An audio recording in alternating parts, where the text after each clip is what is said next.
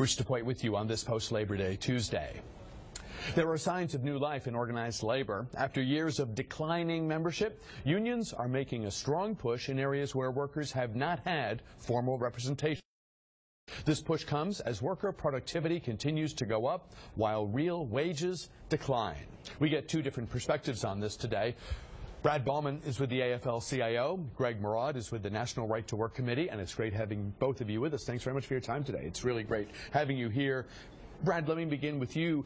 Talk about the push that labor is making to offer workers who've not had representation in the past an opportunity to be represented. Sure. Thank you very much, Greg. Thank you very much, Bruce, for having us. In states where traditionally unions have not been active, we are now seeing a large push to get workers to join. And part of that is being fueled primarily by the fact that most people in these states have seen real wages decline. And part of that decline has been based on work that National Right to Work and others have done, because these National Right to Work laws have really damaged the middle class, and have really damaged the middle class in a lot of states where traditionally unions have not been active.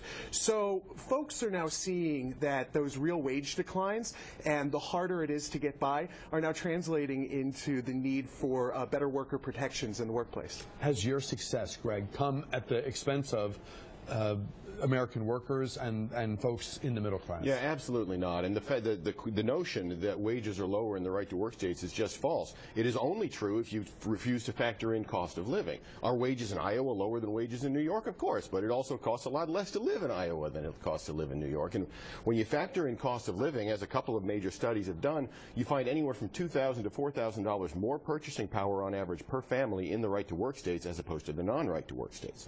What we're seeing in these right to work states in the South is not so much a native grassroots desire for the unions as we are seeing an effort and expenditure from a lot of unions like the UAW in Chattanooga trying to come in and push themselves onto a workforce that isn't really interested.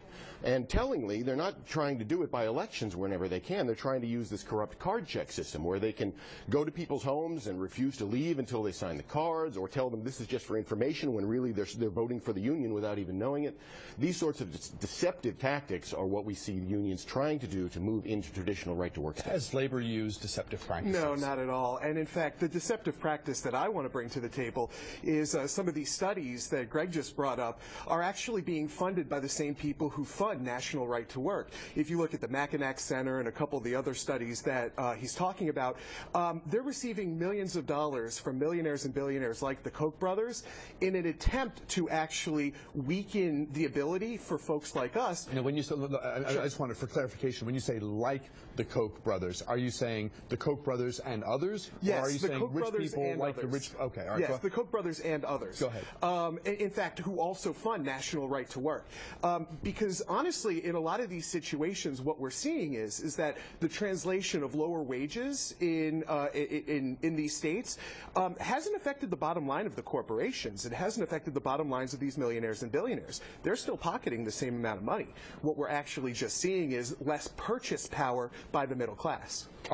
Talk about how Right to Work is funded, and are the Koch brothers, since they were mentioned, are they part of the funding base? Sure. I will not talk about who gives us our money, and I'll tell you why. Because if we were to talk about who gives us our money, bricks would go through windows, tires would get slashed, job sites would get vandalized. That's the sort of tactics that are common with the AFL-CIO and many of its subsidiaries. This sort of violence and militancy is not just an aberration from a few. It is a standard part of the playbook. We saw news just a week and a half ago out of Boston with a TV production where they were threatening death against the star of the show and multiple threats against the people working it.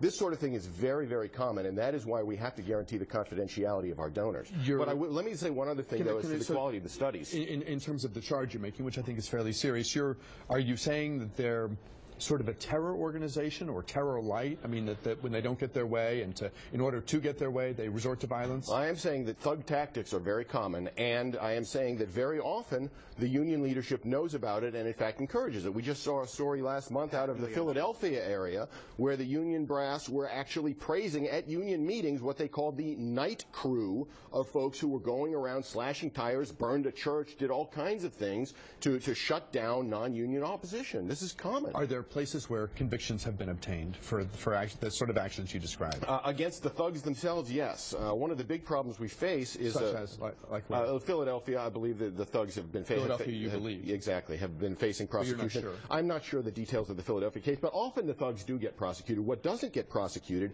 is the union organizers, the union bosses that send the thugs out. Now, under the Federal Hobbs Act, there should be a federal mechanism for prosecuting these people. Unfortunately, under an infamous decision from 1973 by the U.S. Supreme Court called the Edmunds decision, union bosses cannot be prosecuted under the Hobbs Act for coordinating these sorts of campaigns of violence and extortion if they do so under, quote, pursuing legitimate union objectives. So Brad Bauman and Greg Murad says that you engage in thuggish activity, and that it may have been prosecuted in Philadelphia, but he's not sure.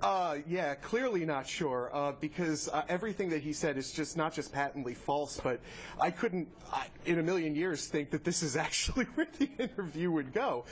These are baseless accusations and absolutely crazy. Throughout the entire history of not just the AFL-CIO, but organized labor as a whole, organized labor has stood up for the middle class and helped build the middle class in this country.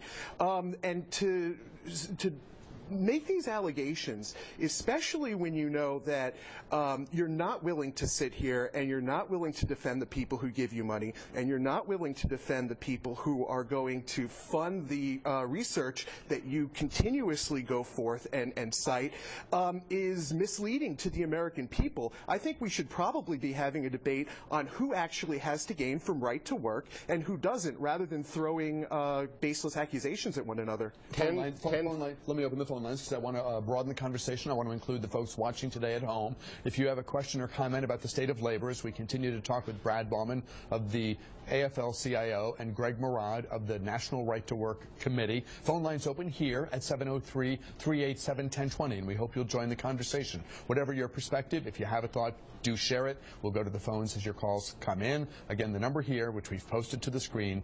703-387-1020. You wanted to say. More than 10,000 documented cases of union violence have been reported in the media over the last 30 years, and the stuff that doesn't get reported dwarfs the stuff that gets reported. People are afraid to talk for fear of retaliation, but so that is common. I wouldn't think there would be a reluctance to call the police and to seek and to try to win prosecution against people who engage in violence or other illegal acts. And that would be a yardstick for the public at home listening to this conversation, trying to determine who's got more facts on their side, so to speak. Well, I would think that arrests, prosecutions, that would be a pretty standard and believable yardstick. 10,000 reported incidents, reported in the media, and reported to the police. And we hear the kind of language you're using. You're talking about maybe there was a conviction in Philadelphia and 10,000 reported incidents, but I don't hear you saying 10,000 arrests or 10,000 convictions or even any arrests or convictions. Just trying to determine sort of the conversation. Sure. Again, I don't have arrest and conviction numbers in my head. I'm confident that there are thousands of them. I know that there are tens of thousands of times when people are willing to stand up and say, I was abused by that union thug, and there are many more cases where people are afraid to come out of the woodwork against. Brad, it seems to me that a lot of younger people come of age, particularly now, where mom and dad or aunt and uncle are not in the union, so they don't know from the union experience firsthand, and they're more likely, I think, to have a sort of self-reliant mentality that I can fight for myself, I don't need someone else fighting for me, and I don't need to join a group and be part of a group push against my company or my employer, what have you. As you try to make inroads and try to gain membership in new areas, what pitch are you making? Well, one of the interesting things, and you are right, you know, there is a burgeoning population, obviously, with young people who may or may not have been members of unions, may not have had experiences with unions before. But what they have had an experience with is the amazing, debilitating Great Recession, which just took place.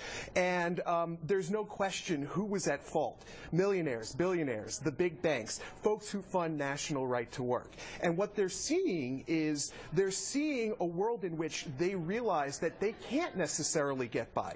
Look, in these states, we already see where folks are making close to $6,000 less in non-union states than they're making in unionized states. Folks understand that it's harder to get by. Folks are having to put 2 and 3 jobs together. There's an entire lost generation of people who've now come out of college, did everything right, played by the rules, took large loans in order to get their degrees, and now are seeing that their purchase power isn't there.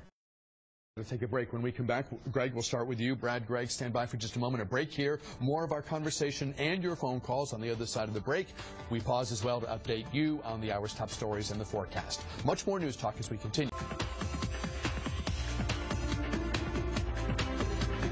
Welcome back to News Talk here on News Channel 8. I'm Bruce DePoit. We're talking about labor, the state of organized labor. Greg Murad is here. He's with the National Right to Work Committee. Brad Bauman is here. He's with the AFL-CIO. To the phones we'll go momentarily to talk with you about the state of labor today. Are workers better off when they're in a union?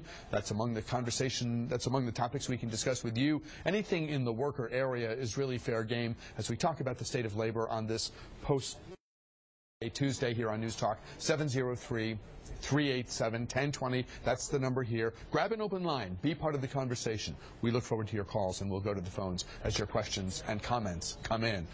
Brad had the last comment in the segment prior. Greg, I think you may have wanted to respond to what Brad said. I did indeed. Brad has several times now mentioned a study that shows that wages are higher in the non-right to work states. And again, just to reiterate, that is only when you fail to factor in the cost of living. And in fact, most of the studies that Bruce is going to be citing are also funded by the unions. I'm Bruce. That's Brad. I'm sorry. Go ahead. Thank you. Most of the studies that Brad is citing are coming out of a group called the EPI, the Economic Policy Institute, that is funded by big labor almost entirely. The main study I'm referring to was conducted by George Mason University's economics department. And again, it showed that in the right to work states, purchasing power is significantly higher after you factor in the cost of living. 2 things on that. The first is the numbers that I'm actually reporting, that I'm actually talking about, come from the Bureau of Labor and Statistics, and they come from the Congressional Research Service, 2 nonpartisan government organizations that have no bear in this fight whatsoever. Now, he mentioned George Mason University Mercatus Center. Mercatus Center has also taken millions of dollars from the Koch brothers and has also been set up, their entire economics department has been set up in order to forward pro-Koch brothers policies. So again, that is not a nonpartisan study. This is not, what I'm talking about are numbers that are coming from government organizations. Greg mentioned and then mutilated, folded, and spindled by EPI. Your numbers don't factor in cost of living. It is a dishonest report. Brad, Greg mentioned card check earlier. Is that a coercive system for having elections? First off, card check is not even on the table. I don't even know why he brought it up. Secondly, the real argument here is not about card check. It's not about anything else pertaining to organizing. After 30 years, because of the campaign of misinformation that people like the National Right to Work Committee have been so successful at, the ability for unions to do its work and to organize has been severely curtailed. Card check would actually allow for folks to maintain an actual, the ability to join a union without coercive means by their employer. Can you point to victories? I know there's been a push, but are there places where you may have scored victories that might strike some as unexpected? So there's some interesting work that's happening around the South right now, specifically some work that's being done in Georgia, some work that's being done in Mississippi. But a lot of these, you have to understand, are being fought very hard by industrialists and whatnot. So it's really, really tough to actually get these sorts of victories. Fair to say that when an organizing campaign begins, it is common for an owner to come in, to bring in consultants and to spend a lot of money to push back against that campaign? Sometimes yes, sometimes no. In Chattanooga, when they were trying to organize Volkswagen just this last summer, Volkswagen was fully on board. It's a German company. The German union is on the board, and Volkswagen was trying to help the union. They were trying to push this card check system through, which is why I bring it up. Not the card check bill that was such a colossal failure because it was so radically unpopular, but the card check means that it exists in current law, but in some where places, if the employer agrees, then they can unionize without a vote of the employees. In some places, I think it's fair to say, and correct me if I'm wrong, the employer will seek out a consultant who will help them defeat the union push, and in some cases they're spending big money to do it, which for some will raise the question, gee, this must be good for the workers if management is working so hard to block it. Well, first of all, I reject that dichotomy, and I don't speak for management. I speak for individual workers who don't want to be in a union, but it is common for management to hire consultants, not because they need expertise in telling people why unions are bad, but because the law has so regulated what they are and are not allowed to say without getting in legal trouble. They need a specialist to keep them from crossing the line. You know, I'm really, really happy that Greg brought up the Volkswagen case, because in the case of Volkswagen, he's right. The employer was on board, the employees were on board, and the only people who were against it were a bunch of right-wing radical politicians who were funded by the same people who fund National Right to Work, who blocked it and who forced the issue. To the phones. Lacey on line 2, you're on the air. Thanks for calling. Go right ahead, please. Hi, yes, I had a question. Are you basically saying that firefighters and teachers are condoning violence? I think that's for you. That's for me. No, not at all. I am, however, saying that often the union officials condone violence as a tactic, and it's usually not the firefighters and the teachers so much as some of the other and maybe the private sector unions. I can't recall any cases of firefighters or teachers doing it. Lacey, thank you very much. We have about a minute left, maybe 90 seconds. I've always been fascinated by the phrase "right to work." It's a brilliant use of rhetoric, you know, and I mean that in the good way. Rhetoric's a field of study to sort of capture a debate and spin it to your advantage. What does right to work mean if you break down the words in their literal sense? At base level, it simply means the right to work at a job without being required to pay dues to a union as a condition of employment. Do you concede that there was a huge victory by Greg's side because everyone knows what you mean when you say right to work, even though the words themselves don't connect necessarily to their position? It was an absolute brilliant turn of phrase that that unfortunately hides a very misleading concept, which is, you know, we're going to make sure that people work for less and are less safe in their workplace at the expense of greater profits for millionaires and billionaires. Brad Bauman is with the AFL-CIO. Greg Murad is with the National Right to Work Committee. Thank you both for coming in and sharing your views. Great conversation.